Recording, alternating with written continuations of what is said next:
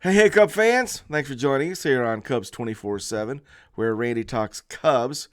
Cubs deliver us a therapeutic, much-needed win tonight, beating the Padres 5-1, and it was a really the kind of bounce back game we really needed.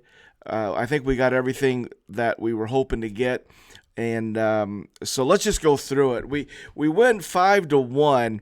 And highlights are Christopher Morel's grand slam in the fifth inning, and just hit a monster. So, but in that inning, we got five. We got all five in the fifth. Gomes led off with a solo home run, his first of the year. And Gomes really had a nice game. He went 2 for 4 with that home run. He had the base hit and just caught a great game. I was really just sort of paying attention to Gomes with Ben Brown, and he just walked this kid through it. And our catchers defensively, we don't think of them much because there's no really reason to talk about them, but they are just really super solid defensively. And I just really thought Gomes played well. And it's nice to see us get some offensive production, one out of that 9-hole, but and out of our catchers, but mostly looks like Gomes is starting to click in a little bit. So that's really good news. Yan Gomes, tonight he looked like he did last year. So I think that was good news.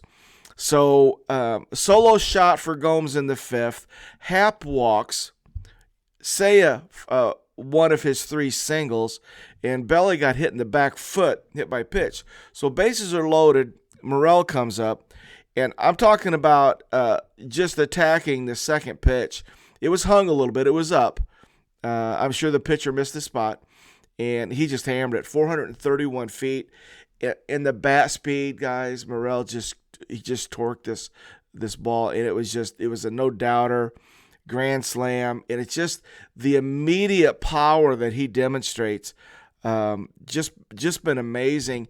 And he still continues to put good at bats together. Like all the things that frustrated us last year, like his batting average with 2 strikes, the way he would chase. None of that's happening right now. And I know it's still early, but he looks like a brand new hitter. He looks like a veteran hitter who doesn't chase. You got to throw him strikes, but if you do, he's going to pound it. And that's what he looked like tonight. Morel went 2 for 3 and hit the ball hard 3 times. So it was a really good night. We ended up with 9 hits, 3 walks, and 11 strikeouts. Left on 7, only 1 for 3 with runners in scoring position. Because not everybody, the 9 hits, they were a little scattered. Saya had 3 of them. Morel had 2, and Gomes had 2. Ian Happ went 0 for 4. He came into the game with a 9-game hitting streak, so that ended today. But he walked, and he was on base for the grand slam, so he scored a run. Say went 3 for 5, 3 consecutive singles, first, third, and fifth, scored a run. Belly 0 for 4, scored a run, got hit by a pitch to get on. Morel 2 for 3 with the 4 RBIs and a run scored. Dansby went 0 for 4, struck out looking in the fifth. Not a really good night for Dansby offensively. Bush singled in the fourth inning for his only hit. He goes 1 for 4. Nico went 0 for 4, but he hit the ball pretty hard. I'm going to say Nico's he's getting better, but trying to isolate what it's been with Nico, I think number one, we came into the season expecting Nico to be what he was plus some more slug. That's what I was looking for. I was like, okay, Nico's probably going to be better than he was last year.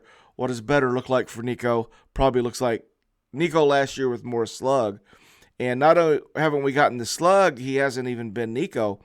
And chasing, flailing, like a lot of out-of-control swings, missing pitches that are in the strike zone that he didn't miss last year.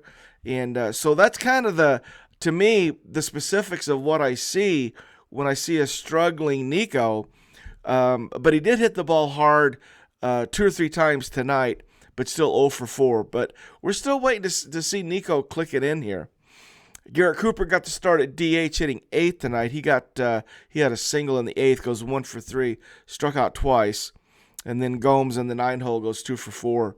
So offensively, just Morel. This guy, he comes up with the bases loaded, and you all just assume he's going to do it. He just looks really good, really confident, really under control.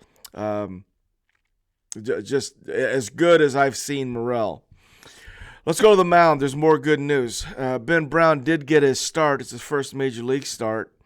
And I'll give you his line. I want to talk about his innings specifically because he did get some help defensively. He goes 4 2/3 innings, gives up 3 hits, strikes out 5, and walks 1. He had 2 outs in the 5th inning, and counsel pulled him.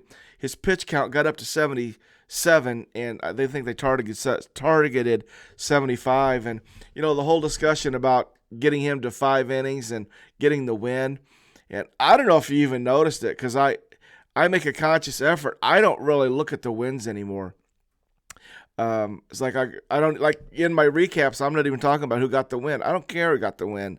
It's just such an odd stat now because of the way things are that used to be back in the day. You would never pull a guy who's given up nothing 2 outs into the 5th. You would let him walk 3 guys to try to get him that win. That's done. That's not even a thought anymore. In fact, a couple games ago, there was a situation where Adbert should have gotten a save, but they gave him a win because of some obscure rule. And I didn't even talk about that. It's just kind of interesting how win-loss, when I do the scouting reports on teams, I haven't been given pitchers win-loss records. I just don't think they mean anything to me anymore. So I just thought that was interesting. They pulled Ben Brown. He got 2 outs in the 5th, just pulled him. First inning, he gives up a hit and strikes out a guy, but he got some help. Gave up a double. And Cody Bellinger threw him out. He tried to take third on a fly ball. Cody caught it, made a nice one-hopper, threw a strike to Morel for the double play. So defense helped him in the first. Second inning, he got another double play. Got a 4-6-3 double play. Gave up a hit and had a strikeout. Third inning, gave up a walk and he had a strikeout. Fourth inning, gave up a hit, had another strikeout, and Nico made a great defensive play. Hard hit line drive high above Nico's head. Nico goes up, levitates for a couple of beats, and grabs this thing out of the air. It's a really nice play. So Ben Brown got some help defensively tonight, which was good to see because we've been scuffling a little bit defensively. So it was nice to see us make some good plays. So then in the 5th inning, he strikes out the first guy, gets the second guy to fly out, and they bring Drew in. Drew did okay. He did give up a solo home run, though.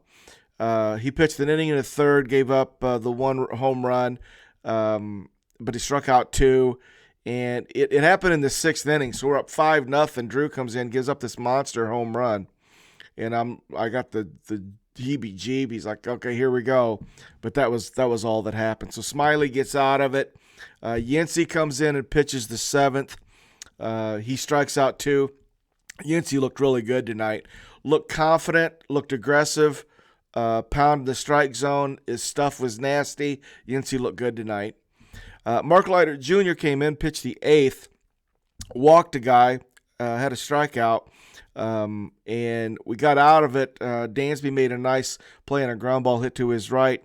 He pulled up, made the throw, and I had mentioned that I wasn't really happy with how Bush has been digging balls out of the dirt. Well, he picked this one clean and looked really good. So of all the things I saw defensively, that was the one that really made me the happiest. Is Bush made a nice pick in the 8th to save Dansby. Adbert came in and went 1-2-3 in the 9th, and it was what Adbert does. Getting swing and miss out of the strike zone. Had not getting beat in the zone. His strike to ball game was really good tonight in the 9th inning. So Adbert seemed like he was back. So guys, 5-1. We'll take care of business tomorrow and still win this series and try to put this this 9-8 loss behind us if we can. I had a hard day. You guys probably did too. That's hard to take all day. You know, you reading some of the stuff, everybody was all freaking out, and what are we going to do? And got to make some changes, and he's got to go, and all of that. And that's tough. So it was a nice bounce back game. With that, we've got Kyle going tomorrow against Dylan Cease. I think that's a really interesting situation with Kyle Hendricks. So we're going to be tuning in and seeing what that looks like. And it just makes me think, you know, kind of where we are bullpen-wise, just staff in general. When Steele went down, the domino effect of that, where I think that's kind of what we're feeling. And Tyone the same way. And then we just lost Julian Merriweather for this weird injury. It's a broken rib in the back. And I don't think I've ever heard of that one. So we took a big hit in our pitching staff. Offensively, we're scoring runs and we're still winning, but our pitching staff took a pretty good hit. So get Steele back. He's throwing now, not off a mound yet, but he's throwing. So when Steele comes back, you got Steele, you got Shota. If we have to push Assad to at that point to long relief, that's fine too. Javier is good both ways. But losing Steele and Merriweather and Tyone really cost us. If we can get back to getting Steele and Tyone back, strengthening that rotation with Schroeder doing what he's doing, guys, if we can play over 500 ball between now and that point, that's going to be amazing. Patrick Wisdom also played a game in Iowa today. I think he got 2 hits and he hit a home run. And so he looks like he could be joining us here within the next week, 10 days. And that's going to be interesting to see. We've kind of been tinkering with that 8-hole DH. We had Cooper tonight, and Talk was in it the night before. So it's going to be interesting to see what happens when Patrick Wisdom is ready. And I can see him being added somewhere to be playing in that DH role. The other thing that's happening is Madrigal came in and played the 7th, 8th, and 9th defensively after Morel's last at bat. And so it looks like that's probably the plan.